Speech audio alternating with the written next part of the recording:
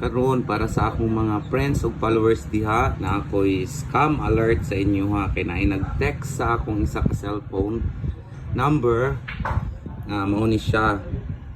Tama ba na ito ang GCash number mo? Mag-send ako ng tulong. So nag-reply pud ko og yes po.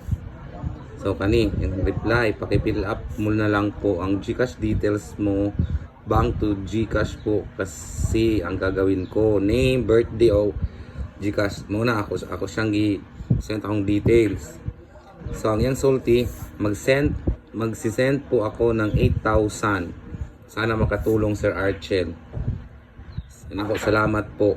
May matanggap ka po validation code text ng GCash, paki-forward muna po agad nang mas-send na po kita, paki-forward po ng code. Ang akong reply bukas na gabi na, muna siya ang scam alert warning mo nang pag mo send na ayaw gid niyo ihatag sa lain ang OTP or one time password nga ihatag or ipadala sa imo nga GCash, Maya, online banking kay imuha para ra gid sa imuhang ikaduhang password gyud taon ninyo na mo amping sa tanan, iwas sa scammer. Bye, thank you, please share as an awareness.